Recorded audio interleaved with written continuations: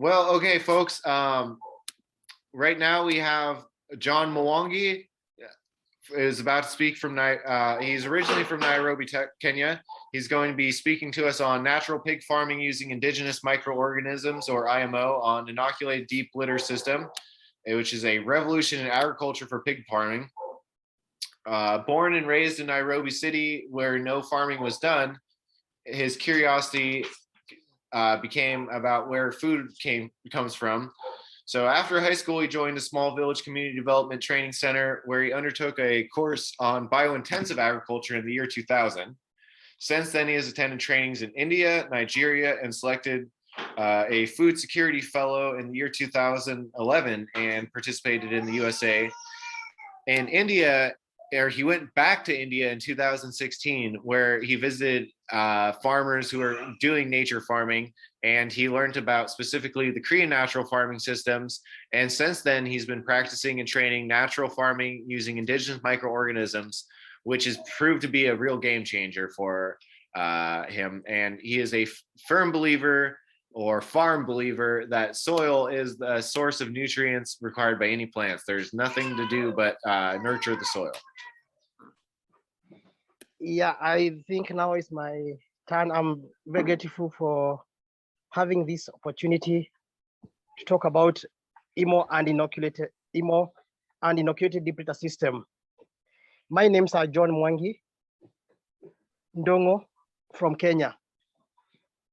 I was born in the city where no farming was done. I had to have a lot of problems because my family could not afford to feed us. I'm a firstborn of 8, and I had to struggle since I was young to make sure my siblings get something to eat. So most of the time I used to go out there in the market and scavenge for the food whenever I came back from the school. That pushed me to try and understand, where does food come from? Remember, being born in the city, I didn't know that food comes from the soil. So when I got to high school, I started to try and understand and even asking questions. Is there a course to do so that I can be able to understand why some people have a lot of food while others don't have something even to eat? That was journey. That's where the journey started.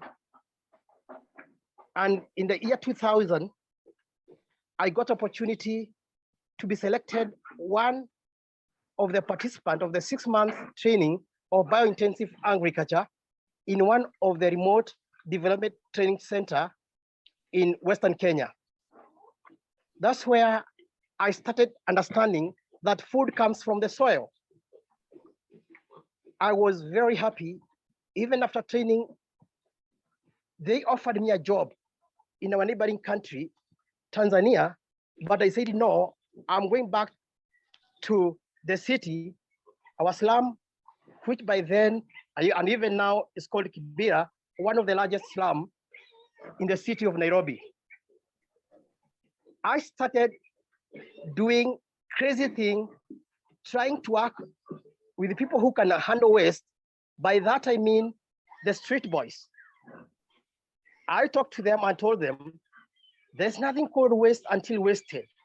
Apart from the ready food that we are getting, or you are getting from the dump site, we can also use the green material, organic material, to make compost. That's how I started doing composting. And because of the bylaws of the city, we were not allowed to handle waste. So I was harassed by the city inspectorate.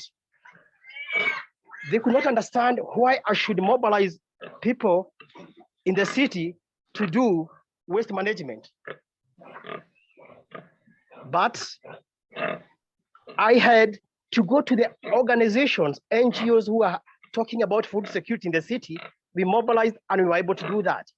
So for many years, I started training community, especially urban farming, on waste management. And especially, that took me to India in the year 2005, where I saw mass of waste management done. I understand about agriculture and about clean food. I got another opportunity to go to US in the year 2011. I'm trying to cut my story short because of the time. When I went there, I visited huge farms in Northern America. I could not understand why are we not doing it in Africa, especially in our country, Kenya. But America being 200 years democracy, I said, I'm going to start small. And that's what I did when I came back in Kenya. Again, I went back to the city and started telling people, we can do food basket. We can, because of the clean food, we can do food basket. And again, I pushed. And 2016, I got another opportunity to go back to my country, I love so much, India, but this time, Southern India, Kerala, in one of the institutes called Kanthari. That's where there was a total transformation and understanding that for the crop to grow, we need clean soil, good soil. It was 8 months of intensive training on project management, but the catch moment for me was when I met this retired professor called Professor Bhaskaran, and he mentioned about natural farming. Through the college, the university, they helped us to go to the highlands of Wayanad to understand about zero farming, natural farming. It was amazing. Understanding how the soil can take care of itself. Being a person who has been not employed here in Africa, been trying to talk about the soil and clean water, I started now moving to the farms. I saw people managing their farms using IMOs. I could not believe it, that all what we need, we have it here in our hands, in our surrounding. That's when I understood. I pushed to understand, where does these IMOs come from? And I realized IMOs are in the soil. We can harvest good microorganisms in the soil. The culture was also about how the poultry and pig farming was done. How the culture is used to capture IMOs and also to be used in the big farming. I might not have statistics to give you, but that was a chance to me to understand that this is what is required in sub-Saharan Africa. Because sub-Saharan Africa, we have a lot of soil, huge lands, which are still organic. If we take care of these huge lands, these natural lands, then we'll have future. I tried to go to the government. We don't have a very good laws here in Kenya. The laws doesn't talk about organic farming. Actually, from some years, they say we are going to be organic after 100 years after independence. Yes, there is organization talking about organic farming. What is forcing us now to go to the organic farming, to the sustainable agriculture, to the biointensive agriculture? It's the lifestyle diseases. Something in 80s, we could not even understand there are those diseases. So I talked about the importance of IMOs. I started talking to the different organizations here in Kenya, telling them, now it's not even doing the huge composting I used to tell you. Now we can be able to capture IMOs. It's hard. Sometimes people think I'm crazy when I tell them we can be able to take rice, boil it, and take it in a clean environment. And once it gets the right microorganisms, we can increase the number of the microorganisms. Luckily enough, because of the good network in Uganda, IMOs spread like fire. Use of IMOs in the deep litter in Uganda spread like fire. In Uganda, because Uganda are more friendly when it comes to natural farming because they have a good climate. So much of the work in the year 2017 we did in Uganda. But here 2020, COVID came, travel ban. You can't go out, you can't move to any country, you have to stay back at home. I said, what can I do now with this time? I'm not employed. I'm a father of, I'm a family man. How am I going to feed these kids? I said, this is now the chance to use, not only telling people that IMOs are good in the soil, but also on waste management. Amazingly, when I was thinking where to start, a friend from US called Jay Danson called me and said, we have been following you through the Facebook, and we understand that you understand about natural farming. I want to do an interview for you and understand whether your understanding about IMOs is the same from Asia, Hawaii, and also in America. So we get sitting with him, and he did an interview. I told him, my understanding about IMOs is when you capture them from the ground, from the soil, where you are, because of the environment. And that was an eye-opener for me. And also for the start of doing deep litter here in Kenya. Through his project called VUCA Agribusiness, they did a very good project where I helped them to set a project of deep litter. I said, I've gotten to sell little IMO to them. Why can I not start at my place again? And I said, that's how I'm going to start. We posted that in the Facebook. Everyone in the local farmers groups, everyone was excited. How is it possible can you be able to do pigs in a small plot without smelling? Because waste was an issue. People flooded to see how Zuka they are managing their waste. They were amazed to see pigs 1 month like this one. They are growing very well and very fast because of the deep litter. Because why? There is always worms. And our system of doing pigs here in Kenya is you need to wash every day. And that you find that most of the pigs have problem of growth. For us, we did not do that. One post from VUCA brought so many people to me. John, we want to visit not only VUCA, because VUCA had, I might say, VUCA had money. We want now to see how small can one start doing inoculated deep litter system.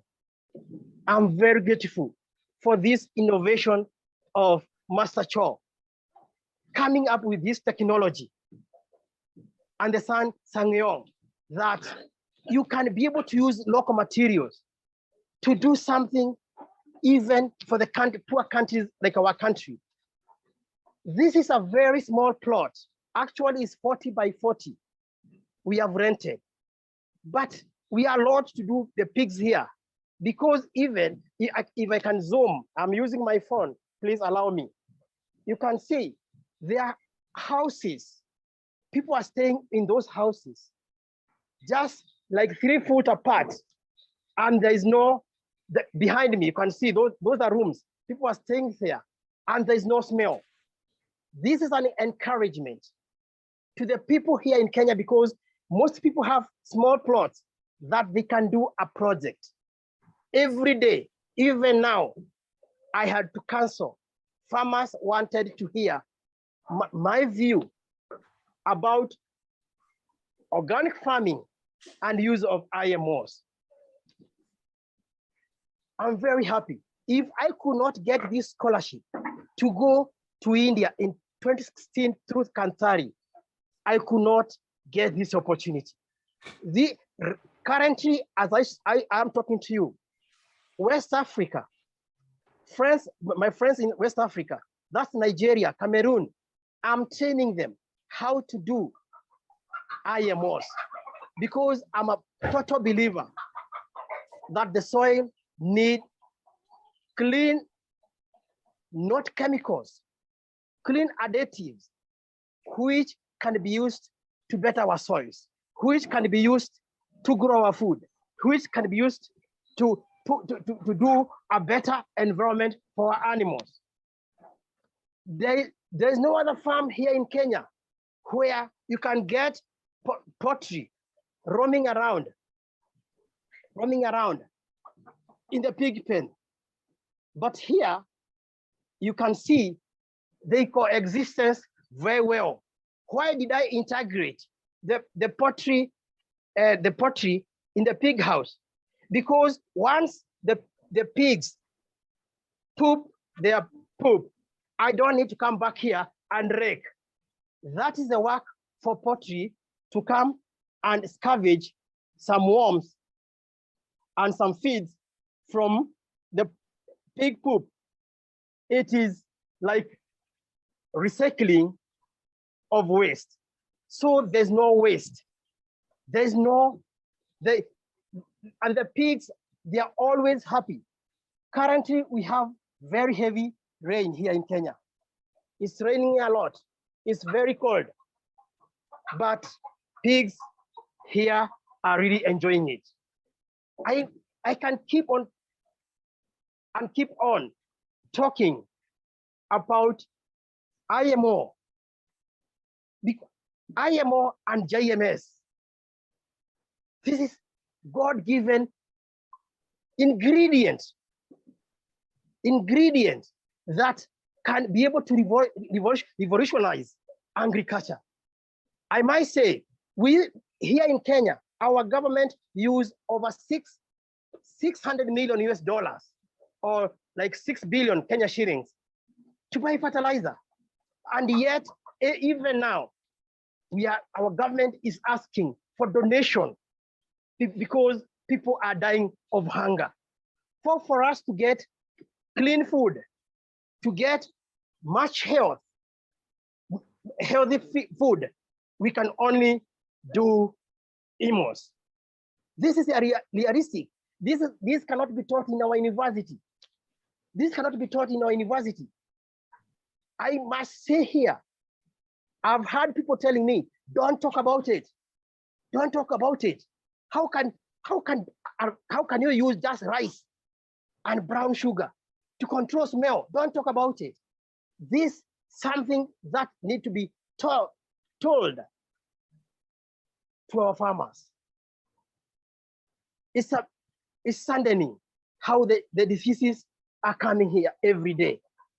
We are a poor country. We cannot afford to be paying a lot of money because of the lack of knowledge. But because we have gotten this information, most people, even the other guy asked me the other day, you mean IMO makes the depleter to be very hot? I told him yes. He had the man has over 200 pigs, but right now he is not heating his pens, his piglets for his piglets heat. He's now using the depleter. I've gone around here in Kenya. I've talked even to the coldest area, highlands. Farmers are now adapting this method of using depleter where there's no smell. My project is not a big project. It's just a small project because I hadn't got any much support. But I'm very grateful for the friends who had, especially Felix Gobel from Canada, who stood with me and understood the vision. that this is something that is required to be put into practice, because of this knowledge. Out of the little project that I have done here, many people are doing huge projects. People are doing even 400 projects under deep litter system. Even people who are being sued by an environmental agency, they are now calling us, come and give us solution. I'm humbled, because if Master Cho did not come with this knowledge, we still be struggling to understand how do we grow, how do we keep our livestock, how do we keep even our environment clean. I want not to tell you, the top layer of this pen, the top layer, I mean the manure, is always a very good manure. And out of curiosity, I said, people are not even farming anything, because my area is a dry area, is a dry area. So I decided, what if I do a banana? And right now I can tell you, one banana is so huge because of the manure that we are getting. I'm also shocked to show you, this is a small orchard. These are mangoes. There's no spray apart from JMS and IMOs. And you can see how they are doing very well. There's no chemical. There's no other spray that we have put here. We have used our manure. We have shown, and we are showing our communities it's possible to use IMOs, not only on, don't mind that, those numbers are my boys who does that. And I can tell you that we have seen total transformation. Everything here is existing, and the trees are doing very well. These are the rooms people where stay. These are the rooms where people stay. This is a different project. This is a different plot, sorry. And you can see that the poultry, the pigs are coexisting very well, without no smell, without even much labor. That's advantage of using IMOs. The place is always hot. The place is always warm. There is actually, I went to one of the forum, and the scientist and the veterinarian, when they listened me talking, they said, yes, you and your team has come up with a very good technology on waste management and doing pigs and poultry, but you guys, you might make us lose jobs. Why did they say so? Because we understood, apart from clipping the teeth and tail docking, there is no other medicine that has come here. There's nothing. What we only did is also to introduce natural dewormer from trees.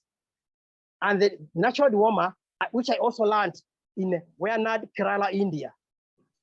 So it's possible to do natural farming. It's possible even for those dry areas to be transformed.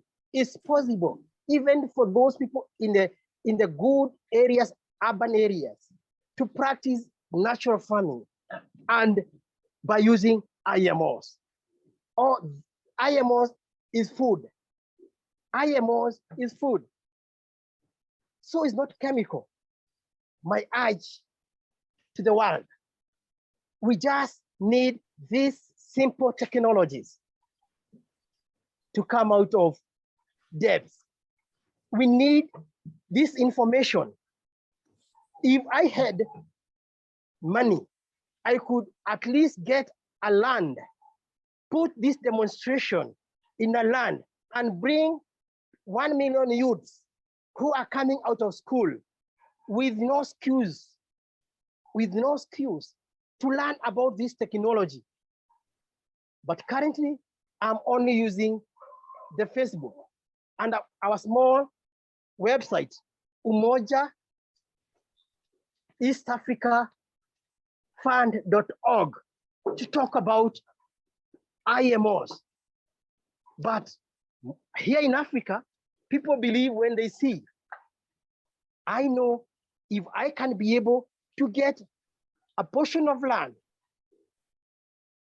put all this knowledge there, I believe that whoever comes from that can be able to employ himself by either doing the pigs, the poultry, the dairy cow, dairy cattle farming, or even growing clean food, because I have understood that IMOs is the way to go. I want to mention this. This area is where they poop. I have not touched this area for a period of 1 month.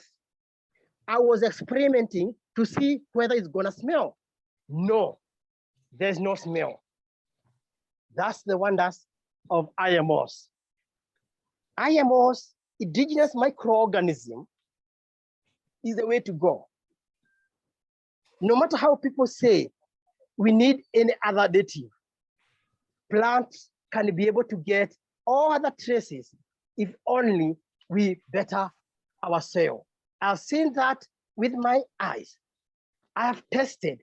I have taken even those things that don't grow here because of the pest I had put in the plot, and amazingly, I've seen IMOs has brought the real transformation. Most of the pigs, when they give birth, they get so weak because of the suckling. But when we ferment the feeds with IMOs, I've realized there's no change. You can't even tell this mother pig has given birth. It's now 1 month, and you can see she's still strong as if she's pregnant. This is the work of the fermentation of IMOs. And even now, yes. So I'm very honored speaking to the world, the importance and why we need to use IMOs. Thank you.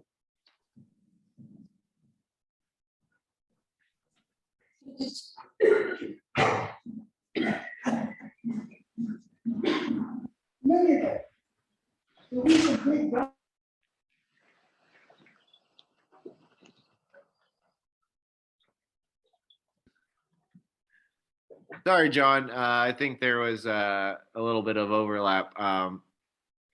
Of course, Paul Olivier wanted to ask a question, which I think he would probably be pretty interested in asking a question. But yes, I personally have a question for you, which is, yes. What is your feed that you're feeding to the pigs? Are you doing a fermentation for the pig feed? Like, what's your major source? Our major source of feed is corn. We take corn and wheat bran and dilute IMO.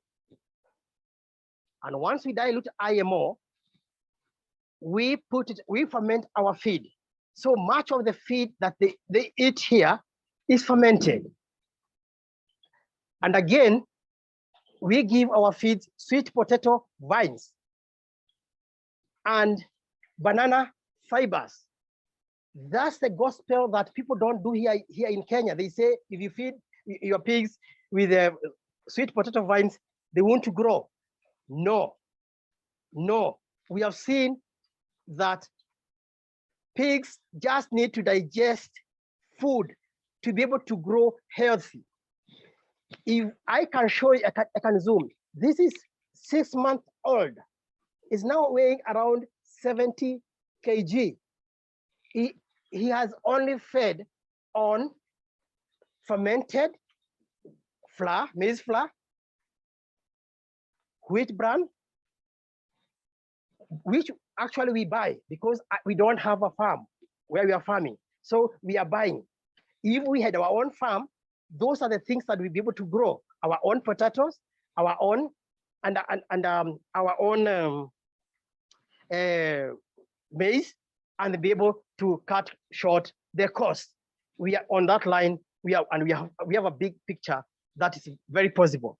The last additive that we had are two.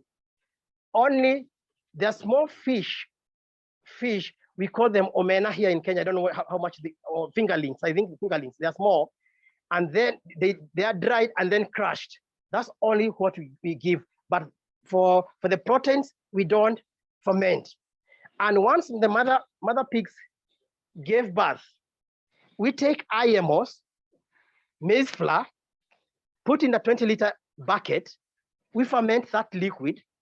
Every day, we give it to the mother pig, and we get that it has a lot of milk. So you find the piglets growing healthy because it's, I don't know how to put it. In most farms, when you go to and see this kind of the 1 month pigs, this size, no, here in Africa, no, they will be very small, very small, very small. But because of the IMOs, and again, the advantage of the deep litter and IMOs is that there is a lot to scavenge. There is a lot to scavenge here on the ground. So much of the time, even if we have the ad-lib feeding system, they don't even think about ad-lib. They go to scavenge, to scavenge their feeds around here. So I hope I've answered your question, my brother Jackson. Yeah, for sure. Also, I was curious. So I'd seen you ask on the Korean Natural Farming Facebook group about using IMOs or similar microorganisms to clean the site of the butchery. Had you experimented with that at all, like using the lactic acid bacteria to clean down where you'd been doing some butchering? I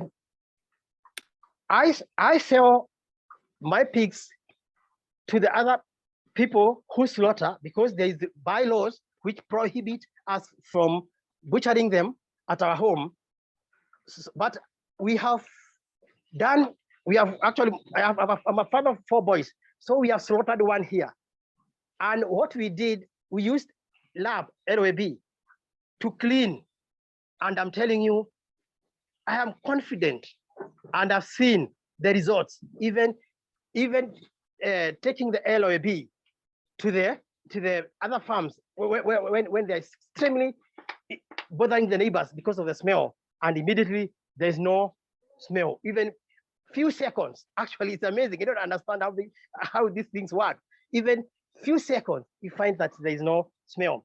But I've tried to talk to the owners of the butchery again, and you find because of the difficult and protocols of the bylaws that we have here in Kenya, it's going to be by and by. And that's what I'm saying. And I've been even telling my friends, I think for us to be able to achieve a bigger goal is if we can be able to get a good demonstration plot where we bring in all license and put even the butchery, like something like butchery there, and do all this experiment, and people see that it works. I'm telling you, everyone will be very happy to, and even now, I know because of the lifestyle diseases. Okay, the last thing I must mention this. People, not even us, whoever tastes pigs under deep litter inoculated because of IMOs, they ask us, why is this pig sweet? That's the question. I don't understand. I don't got the answer even myself. But everyone is saying, what have you, apart from the cons, what else have you been giving? But the secret is they take the fermentation, which mostly is IMOs. No, I totally agree with you there because I raised some sheep, and my sheep, they're not on necessarily a deep litter bedding, but at least I use a little bit of charcoal below the hay layer. And there is something, I fed my sheep lots of bokashi over the last few years, and you can totally taste, like, once their guts get to where they're fully digesting, and then their food is continually being of that high level quality, whether fermented or forage, that there is something in well, it's like there's the French concept they call terroir, and terroir means land, earth, and it's how Yes, everywhere, yeah, the taste of the land. And so you really can get to where you taste like the vitality in the foods grown with indigenous microorganisms, grown with these ecological agricultural agroecology sort of principles. And when we create these loops where everything feeds off of everything and there is no waste, but then you just notice, like, there's just this richness, and you can see it in the humans that eat this too. The humans then are healthy, the animals are healthy. Your pigs look amazing. My friend's sitting here with me right now who's raised countless cattle and sheep, and helped with some pigs and rabbits and chickens, and we're really impressed because you don't use antibiotics at all either, right? no, no, no, no, no, no, Probiotic, not at all. fermented food, purely like probiotic nature farming. Like, that's truly like the way to raise all animals. Yes, and again, I would like to mention that the deep litter that I have constructed here, we dig 3 feet deep. We spread IMO down and layer a layer of charcoal dust, and again we layered logs and spread IMOs, and again after that we put branches and we spread again IMOs and the inoculated soil each layer. So we have been struggling to fill it here, to fill it with a rice husk, but until even now, this is like close to 2 years and two and a half or 2.25 years, and yet we have only removed very little. So we can imagine when we are going to use these materials in the farm, you will see how rich the manure will be. Actually, I'm thinking even taking it to the lab and see. Another last thing we also most of the time or sometimes I spray is seawater, just from the curiosity, the seawater, because when the poultry or the pigs are snorting to the bedding, I would like them to have minerals. Right. Adding the seawater and sometimes the rock lime. I've realized that in most farms, people cement are very clean. This area they cement very well, but you can see ours is a rough, and the pigs have not even thought of eating the rocks. And people say that you cannot keep pigs because they are going to eat the rocks and all that. But we have no experience of the pigs because there's plenty of good materials here in the deep litter. So it's amazing how the technology works. Very simple, but very clean. So you basically did explain a lot of what Ray Yoon was asking, which is how do you structure the bedding? Like you said, it's 3 feet deep. You're using some charcoal. There's the logs at the very bottom, right? Yes. But what version of IMO are you using? Are you using an IMO 2 mixed with water as a liquid, or are you using an IMO 3 mixed onto a rice bran sort of substrate, or what is the how are you applying the IMO to your pig bedding? Our IMO is IMO 2. IMO 2. Okay, so you're doing the rice and sugar. Yes, which I feel is very strong, but sometimes also, but not most of the time. Much of IMO is IMO 2, but some of the time we take the wheat bran, we inoculate with the IMO 2, and again we lay it on the ground, and we get that. But because bran here, we have to use money and to buy it, we see that IMO2 is the way to go for us. It's more concentrated, it's more, again, rich, and you can see for the whole pen to get, here in Africa, allow me to say that with the African concept, I wouldn't imagine taking bran and putting it on the bedding, because also, again, it's very expensive. It's very expensive. It's sold in cages, but for the IMO2, we are seeing it's really working for us, and we are very grateful for the technology. And also, I'm a follower of all natural farmers, gurus like Ray Yun, and also the son of Master Cho, and all of them. And I'm very grateful for the humbleness and the presentation that they have brought to the Africa, to the whole world actually, to bring the transformation which is required and which is needed here in developing countries. This is the way to go. That's wonderful. I too, I like to think of it's like Bruce Lee. Bruce Lee tried in martial arts to create the style of no style. And so it is about like we steal from the best and we make our own systems. I also at first I was learning only about IMO2 mixed with lactic acid bacteria in Gil Carending's fashion, what he calls beneficial indigenous microorganisms. That's about what I was using originally in 2015.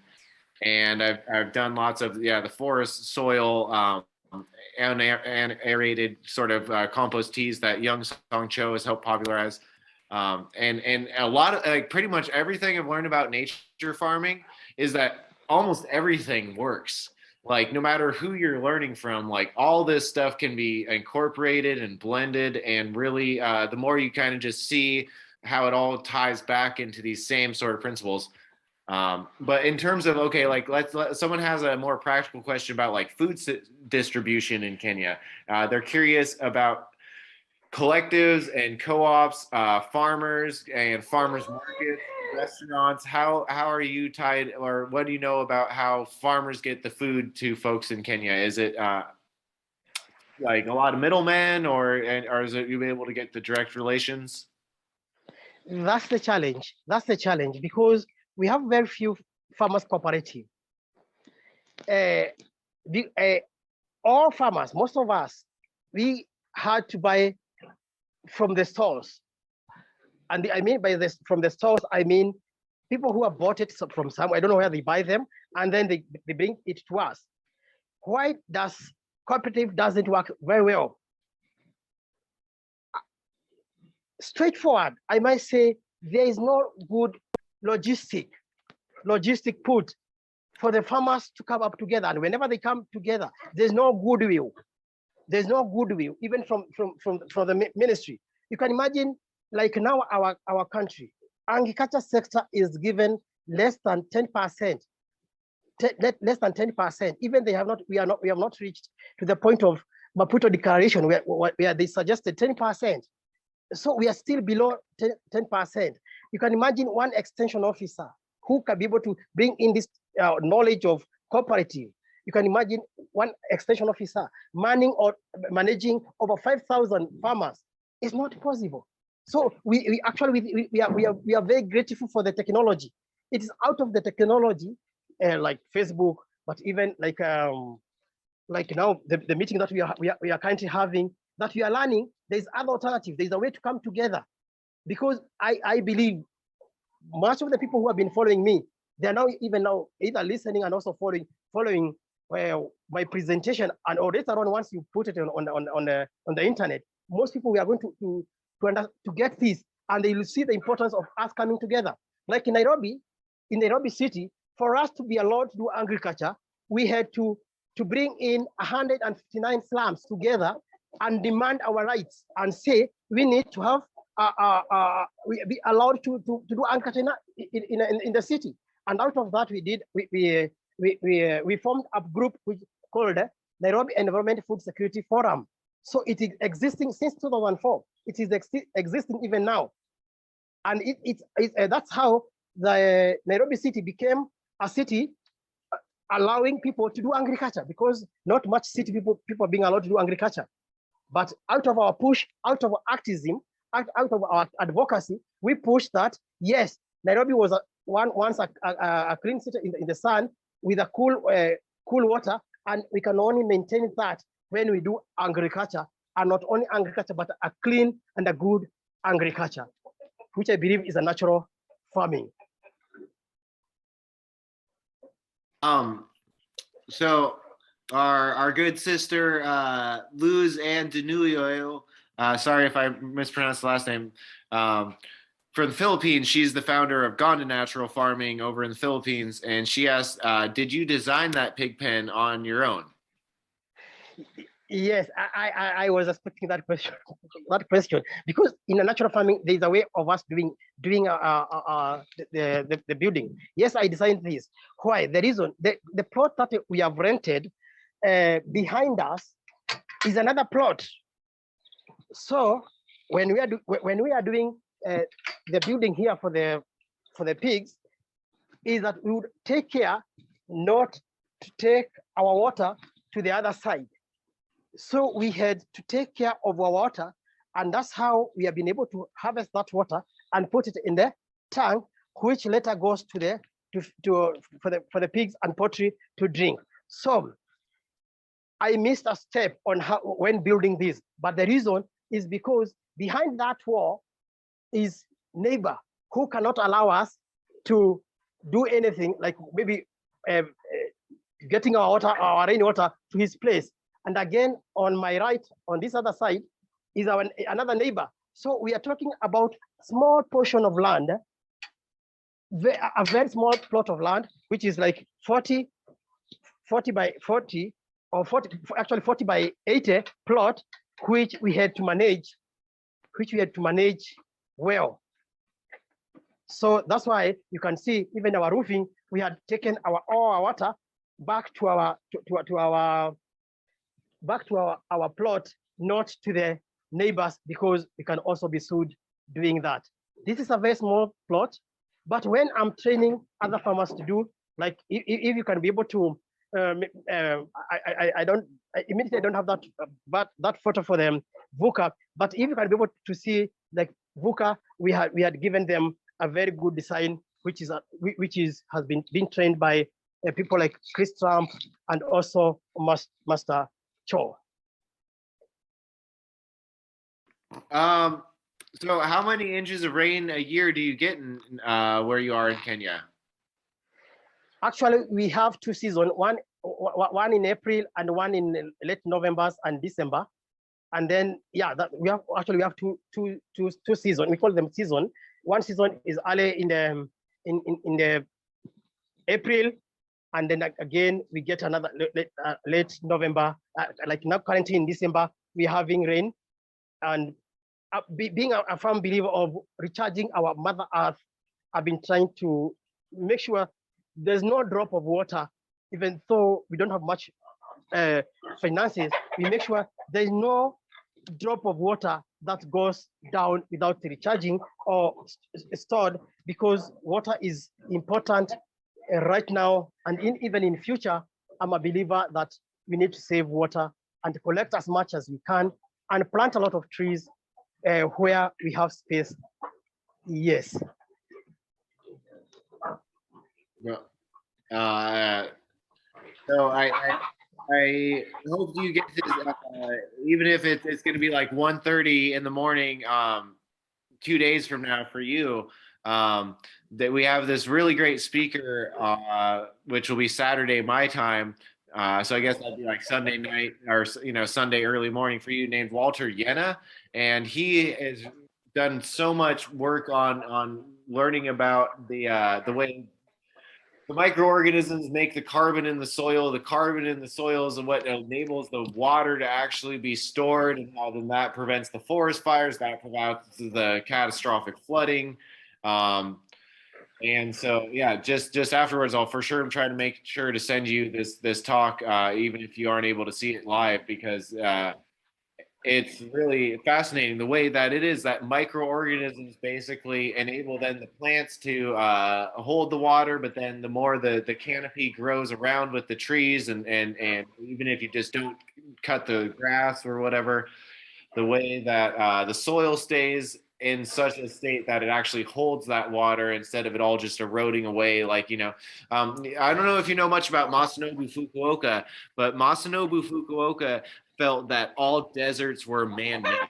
He really felt that, like, Again, exactly, yeah, exactly. You are right. Yeah, and I'm a total believer because when I came here, it's so funny. People are not planting trees. People are saying, "No, there's a lot of ants. There's a lot of problem. It's a hot area.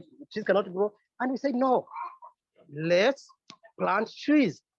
And actually, what we came up with let me say that it's our culture. Whenever a person dies here during the burial day, we plant two trees. So out of that, we have planted so many trees, and it's really working. And since we started putting a lot of trees here, we have seen that very many people. We have a lot of trees around us, and there's change.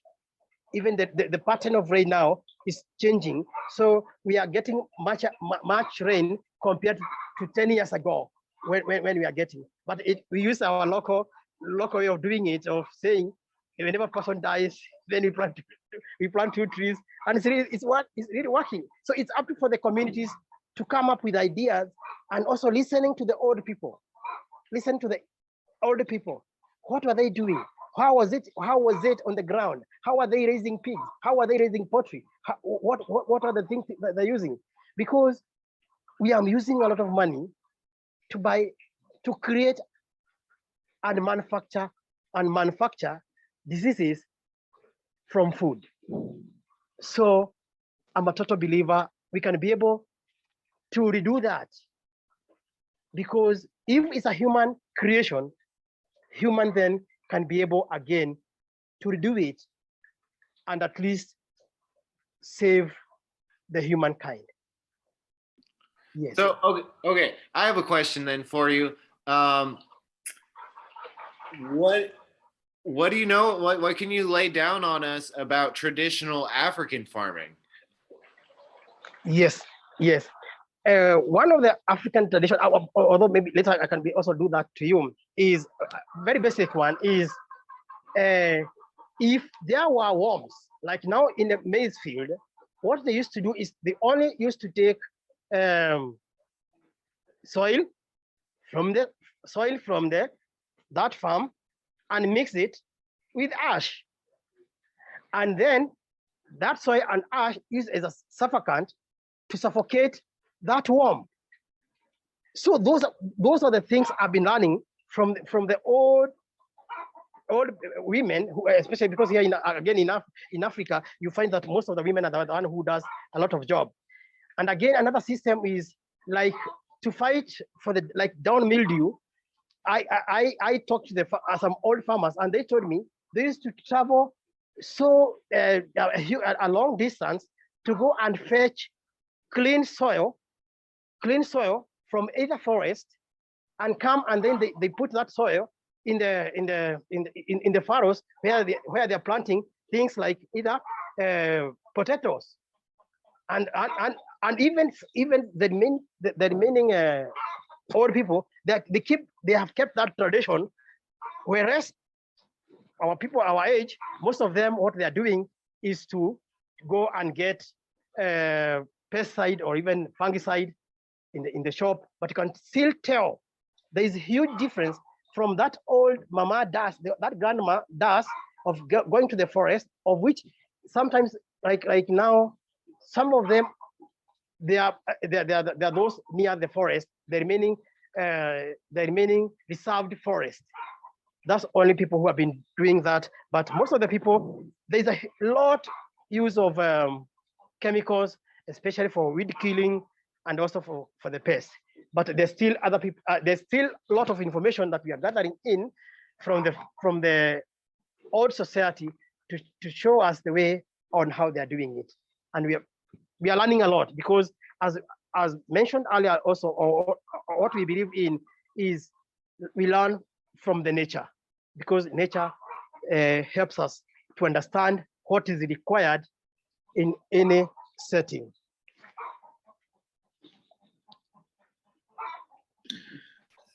That's great.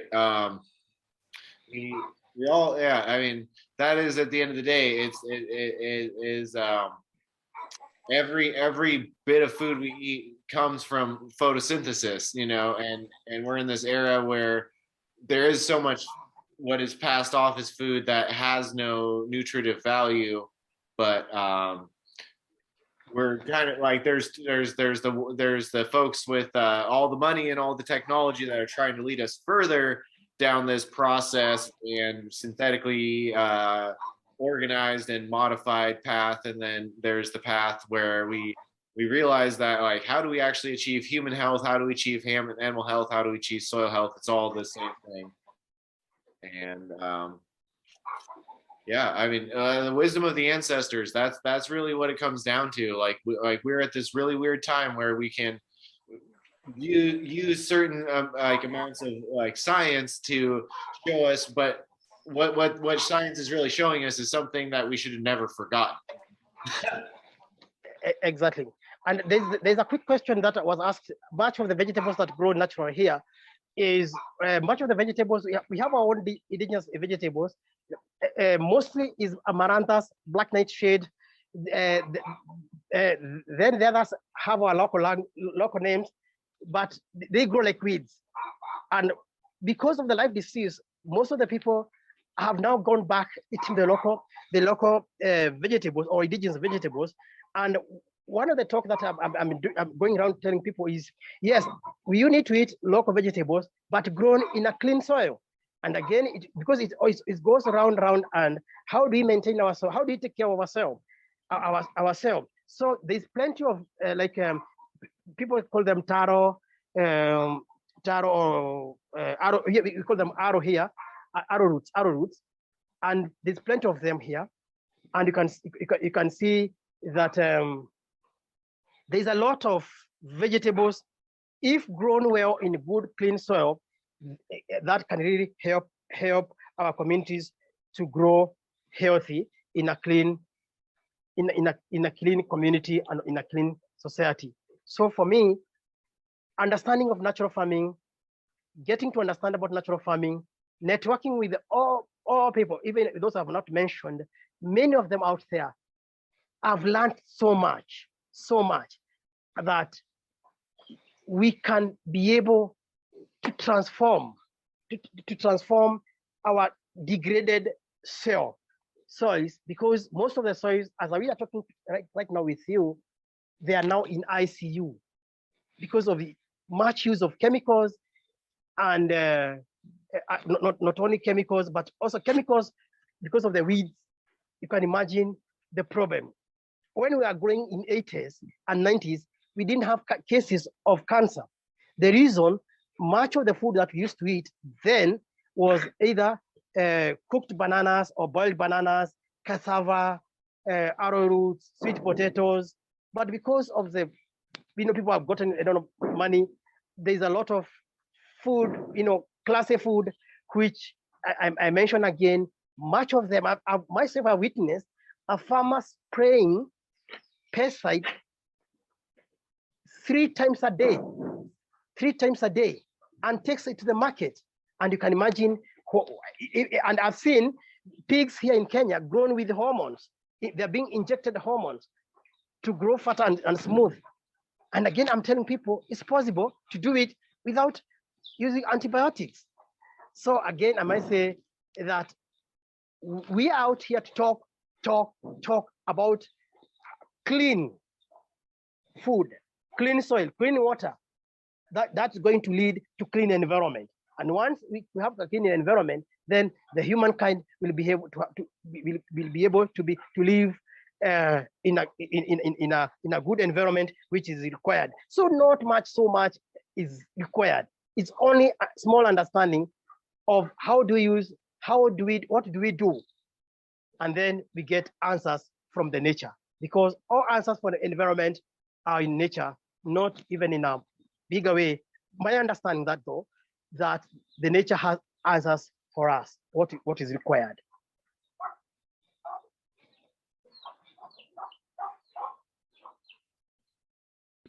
I have another question. Yes. This is from Eve. I believe. Okay, yes, Eve is in the Philippines. She says, "What vegetable grows very well where you live, which requires very little care but grows immensely plenty?" I answer that by saying amaranthus, black nightshade, and others that we call them in our local names. Like I can maybe mention a bit like Morenda, Managu, and all. There's a lot of local, which actually sometimes back people call them or weeds, but now people are now running back to them because of the diseases, and especially people never used to eat. Even my kids don't like amaranthus,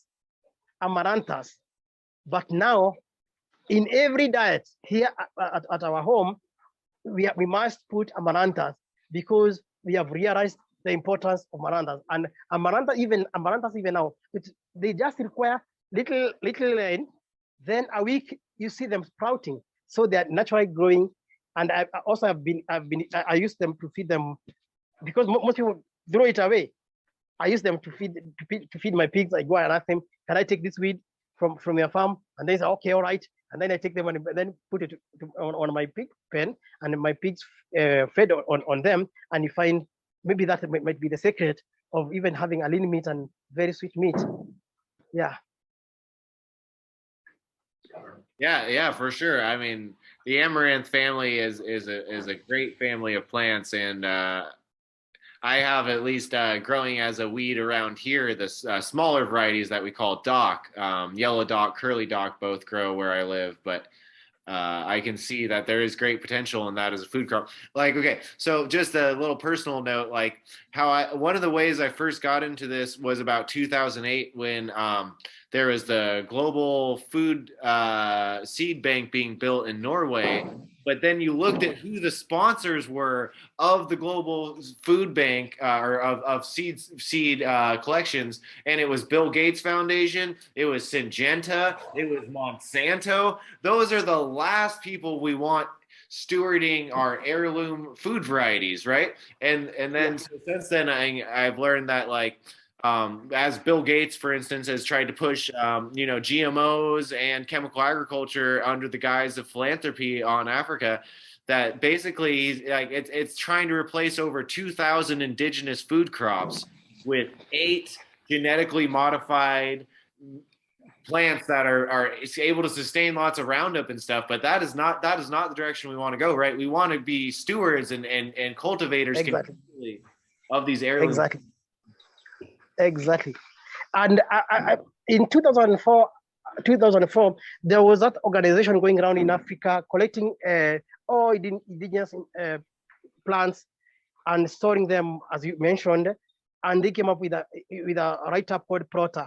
So luckily enough, I met them. I wanted to understand why are so much concerned about these indigenous vegetables, and it is after so many years I understood they were collecting this information to be stored somewhere, then it's going to be brought here back, and then they sell it back to us. So we need a lot of. I'm laughing because Africa has volunteered a lot of information, a lot of things about we used to do. Then we are put on a new information, and then all of a sudden, I might say this: people go to when they get sick, they go out there, and then they are being told go and eat indigenous food. One day when they ask what is indigenous food, because most people don't understand, then they realize is that we are talking about our indigenous food grown here in Kenya. So I ask most of the people in the meeting, why did you go either to Asia or even to as far to those far east, only to be sent back here, and we had to do like fundraising for you to go and get treatment, only to be told go and eat clean food, when you can be able to do it even he understand that it's about clean food, it's about clean water, it's about a clean environment. So it's amazing how things going round, but again ends up to the nature, and nature is our master to dictate our future if only understand the importance of nature. For sure. I like to always say, you know, it's kind of like, I guess, like a baseball metaphor, but nature bats last. Like no matter what, like we think we're running this human game, but no matter what, it's always the nature game. It's the microbe game. We're just small parts of it, and we have just gotten too full of ourselves. One question that is also asked is, are you using like vermiculture, like worms in your composting at all? I heard you mention worms being a good sign of like traditional African like growing practices. You guys were making the African terra preta as well, just as well, you know, as the Amazonians were. That there was this use of charcoal and stuff. But what's your use of worms? Are you or do you just see lots of worms in your bedding a lot once the IMO is fully activated? Yes, much of them. And if you remember the Zoom I did last time, I said whenever the pigs poops here, there's a lot of worms here sometimes. Right. And it is not my work to come and work on this. It's the work of my poultry. So it's again, that's ready feed for the poultry. So when they're scavenging there, they are turning the compost for me. And again, they're getting healthy protein from those worms, especially the compost worms.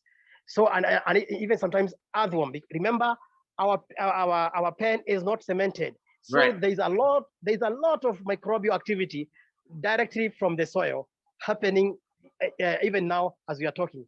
Right. So there's always plenty of feed available, not only for the pigs, but also for the poultry. So there's a lot of worms. Because then the pigs eat the worms too, right? So exactly. And again, I must mention this, that whenever we get eggs from the poultry or from the chicken, again we take those eggs, we add to the feeds, and we give it to the piglets.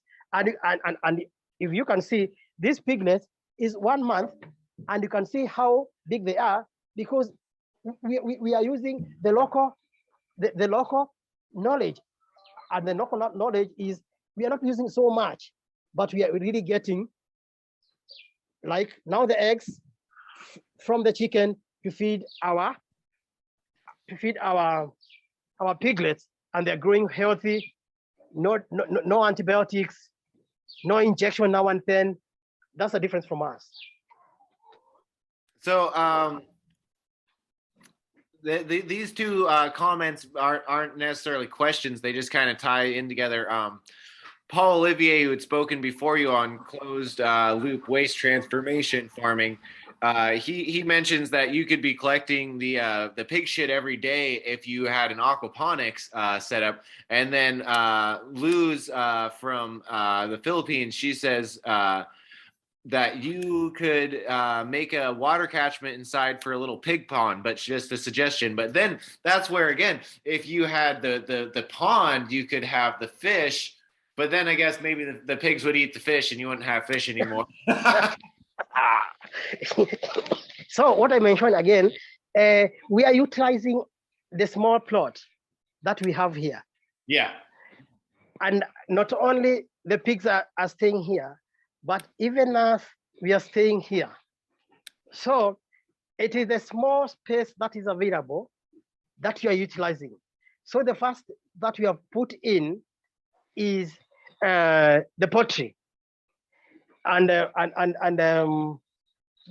what do we call them? We call them bats, and not bats.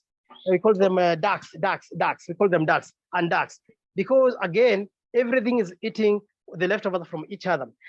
As I mentioned earlier, I say, if we are working on, and we are praying that once we get a plot, then we can be able to put all these systems together, where people can be able to understand and learn that it's very possible to have pigs, to have like even cow, and also poultry, and again we can be able to recycle all these waste, and it goes around, and again, as he mentioned about hydroponic and aquaponic, Yeah. we can be able to grow.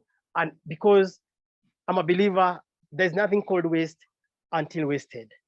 Yeah, no, exactly. Because actually, Paul Olivier, he suggested to collect fresh pig manure each day and ferment it and feed it to the chickens. But it sounds like your chickens are already doing that on their own. So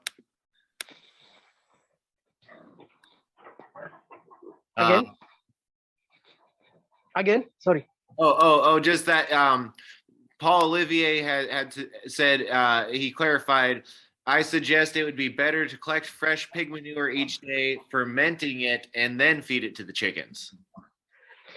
All right, but yes, we can do that. But currently, the system that we are seeing is working also for us. Is letting it in the bed, because we don't want to shift the waste from here, from the pen now to the residence. So we are trying to maintain everything. But again, that's a very good idea. I can be able to adapt that, and also maybe make or build like a stand here, and then I can be able to collecting some and fermenting the waste, and also feeding it to the poultry. That's a taken point for me. I noted that I can do that also. Thank you very much. Yeah.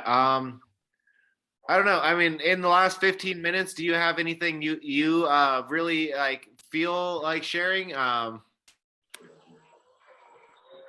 Mine is just to say that, and also to say I'm very grateful for the information that I've received from all over the world, from Hawaii to South Korea to North America, all over the information is the information has really transformed me.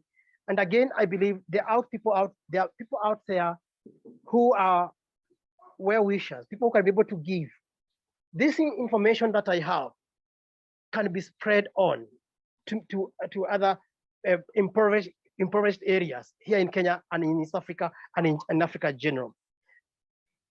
I would appreciate people coming together and empowering the kind of the works that we are doing to reach as many people and to save many lives out there by empowering them with information.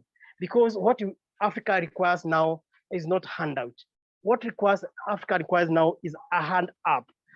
And a hand up most of the time comes up with teaching people on how to grow their own fish and how to catch their own fish, not just feeding them with fish every day. So I'm a total believer that if we can be able to get, we can be able to get the support. I'm a believer that we can be able to transform so many people. There's a lot of youth here in Africa, here in Kenya. Most of them, they are languishing in poverty because there's no jobs, and agriculture is so wide and has not been explored.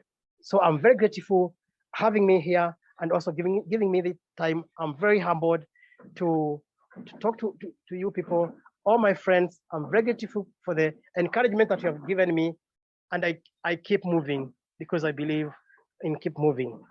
Last and not least, I must say I'm not a very tall person. I'm 5.1, but also always proud of what God has given me as an opportunity to talk about food, because once every one person eats, so my preacher eats, my lawyer eats, and I know, and I know, and I'm a believer. Even my president and my doctor eat. So if we can be able to grow clean food, I'm a total believer that the clean food, natural farming is the way to go. Aloha. Hey, aloha. I would like to maybe wrap this up then, I guess. But is the website umojaeafk.org the best way to support your activities? Yes. Okay. Yes. So everybody who is curious about trying to help John in his mission, you know, to just bring clean food and clean water and heal the soils. If you go to UMOJEEAFK, which stands for Umoja East Africa. Fund Kenya. Fund Kenya. Yeah. Umoja, UMOA, okay, UMOJAEAFK.org, which is Umoja East Africa Kenya.org. That is the best way to help continue and make sure John shows these people, anyone who will listen, basically, that there is a better way, and we can all, live harmoniously with our animals less than 10 feet away with just, health and wellness. I mean, that's the example right there. That shows it, the truly is the way to do it. You're doing it right. I have everyone here that comments is saying that you are on the right track, and that Thank you very much. there's a lot of comments in the chat just saying thank you. You're inspiring for your what you're doing for your community over there. So I'm really appreciative over here of just seeing this living example of the deep litter inoculated pig farming, because that's actually one of the aspects of Korean natural farming I kind of knew the least amount of. And so this is really great to see in action. And also, you can just look at the pigs, like it truly is, like there's not a single fly the whole time. They don't look dirty at all. They look like it's clean. But that's the difference. That's the difference between soil and dirt, right? They're not dirty. They're just in soil. Exactly. And they don't have any worms, because I usually, often, most of the time, look at their poop and I see there's no worms. Unlike those so much with antibiotics, when I visit some farmers, I found that there's a lot of worms and also flies all over. There's a lot of flies. But again, and here in Africa, we have a lot of, I like the question. So I'm telling you that it's so amazing how natural farming works. That's a technology by itself, and it has really worked for us. And many people out there, they're really, they really following us to see and learn from us how the system is working. And there's always plenty of water, clean water. So we have not put our water directly to the pen because we don't want to soil our water. There is always clean water. You can see we use the nipples to get water. So there's always plenty of clean water every day for our pigs. Yeah, it's beautiful. I don't know. I mean, there is an extra 9 minutes for the rest of the time if you want. Otherwise, we could call it quits. I'm good either way. Yeah, and if there's no question, maybe what I can try to maybe share a little is some photos of, you see, like now this is one of the deep litter. Actually, what we are doing here is we are trying to put some beehive in one of the farmer. And again, I want to show you a photo of a pig project. Let me show you a pig project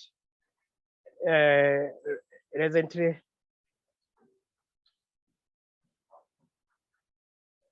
That is another training that I did in one of the community. Those vegetables, those are spinach. I did a training for them. That was like 2 weeks ago, and I'm saying that those farmers were very grateful once they used IMOs in the field, and you can see the results. It is amazing. Again, I can show you another photo.